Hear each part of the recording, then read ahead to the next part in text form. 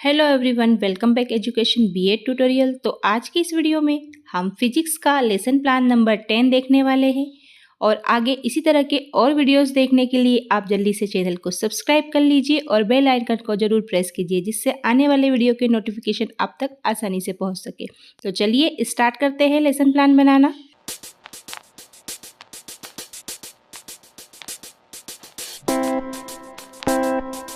सबसे पहले हम लेसन प्लान नंबर डालेंगे। तो आज का हमारा लेसन प्लान नंबर है 10। फिर यहाँ पर छात्र या छात्रा अध्यापिका का नाम मीन्स आप लोग जो लेसन प्लान बना रहे हो। फिर किस कक्षा के लिए बना रहे हो आप, आपका सब्जेक्ट फिजिक्स।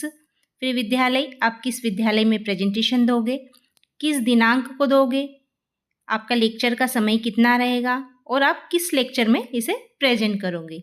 ये सामान्य जानकारी हमें हर लेसन प्लान में फिल करनी होगी।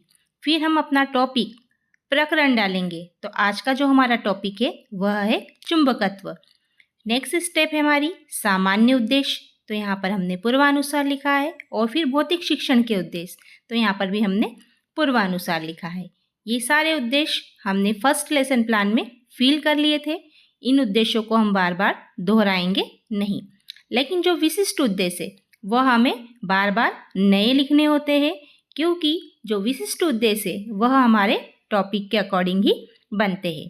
तो यहाँ पर हम ज्ञानात्मक पक्ष में देखते हैं विशिष्ट उद्देश्य। तो यहाँ पर चुंबक की परिभाषा दे सकेंगे, विद्यार्थी चुंबक के कथन या चुंबक के बारे में बता सकेंगे। फिर है बोधात्मक पक्ष। तो यहाँ पर चुंबक की पहचान कर सकेंगे, चुंबकत्व को प्रदर्शित कर सकेंगे। फिर है प्रयोगात्मक।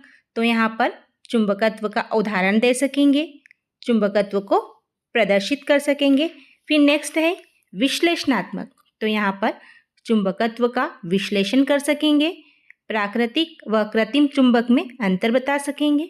फिर है संश्लेषणात्मक। तो यहाँ पर चुंबक पर तर्क दे सकेंगे, चुंबकत्व के परिणाम पर निष्कर्ष निकाल सकेंगे। फिर है मूल्यांकन। तो चुंबक संबंधित जानकारी दे सकेंगे, प्राकृतिक एवं कृत्रिम चुंबकों की तुलना कर सकेंगे। फिर नेक्स्ट स्टेप है हमारी शिक्षण सहायक सामग्री। तो हम जो पाठ्य योजना प्रस्तुत करेंगे, इस पाठ्य योजना में जो भी सामग्री यूज़ कर रहे हैं उनके नाम लिखेंगे, चौक, डस्टर, श्यामपट्ट, पॉइंटर, जो भी। फिर है शिक्षण विधियाँ। तो यहाँ पर हम प्रश्नोत्तर विधि, व्याख्या विधि, प्रदर्शन विधि, आगमन विधि, निगमन विधि, इन सारी विधियों के नाम लिखेंगे।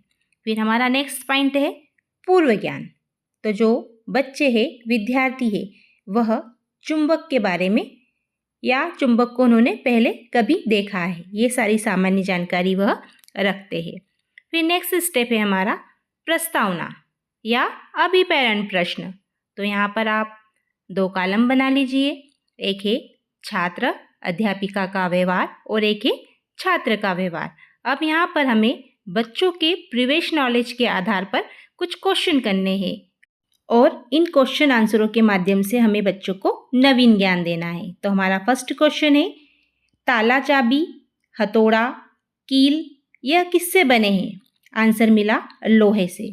फिर हमारा सेकंड क्वेश्चन है कि लोहा क्या है? फिर हमें आंसर मिला खनिज पदार्थ। फिर हमने थर्ड क्वेश्चन किया कि कुछ खनिज पदार्थों के नाम बताइए। फिर बच्चों ने आंसर दिया कोयला, लोहा, सोना, निकिल आदि।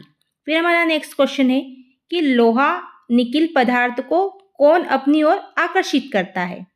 बच्चों ने थोड़ा सोचा और फिर जवाब दिया कि चुंबक। फिर हमने क्वेश्चन किया कि चुंबक के गुण के बारे में बताइए। तो बच्चा यहाँ पर निरुत्तर हो गया। यहीं पर जाकर हम बच्चों को अपना उद्देश्य कथन कहेंगे कि बच्चों आज हम चुंबकत्व के बारे में अध्ययन करेंगे। तो अब हम अपना प्रस्तुतिकरण स्टार्ट करेंगे। तो यहाँ पर हमें 3 कॉलम्स बनाने होंगे, शिक्षण बिंदु, छात्राध्यापिका का व्यवहार और छात्र का व्यवहार। अब यहाँ पर एक एक पॉइंट हम बच्चों को समझाते चले जाएंगे। तो सबसे पहले हमने यहाँ पर बच्चों को चुंबक की परिभाषा बताई कि वह ठोस पदार्थ जो लोहा, निकिल जैसे पदार्थों को अपनी ओर आकर्षित करता है, मीन्स खींचता है, वह चुंबक कहलाता है।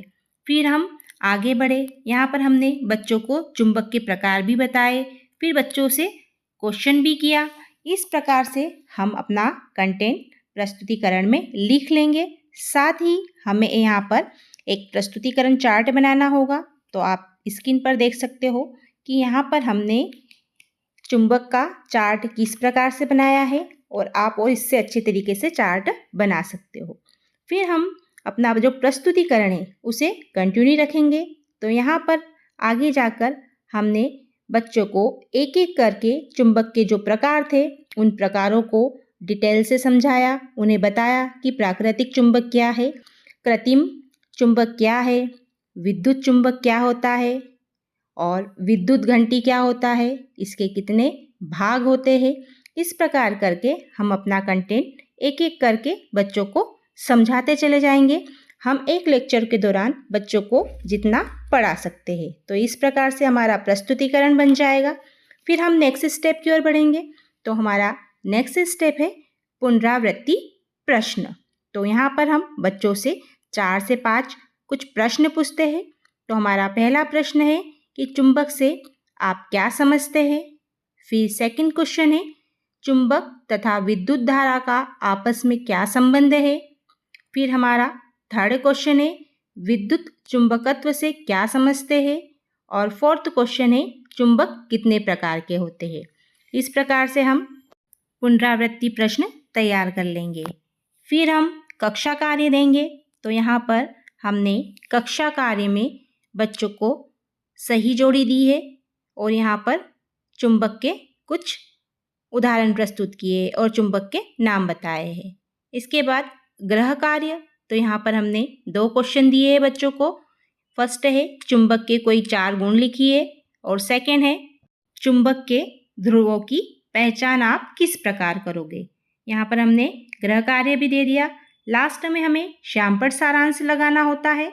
तो यहाँ पर आप स्क्रीन पर देख सकते हो कि हमने श्यामपट्ट सारांश में चुंबक के दोनों प्रकार बताए हैं और विद्युत घंटी में क्या होता है, ये सारी चीज़ें श्यामपट्ट पे दर्शाई है। आई होप आपको लेसन प्लान अच्छा लगा होगा। वीडियो थोड़ा सा भी अच्छा लगा है तो प्लीज़ वीडियो को लाइक ज़रूर कीजिए और अपने दोस्तों के साथ शेयर कीजिए।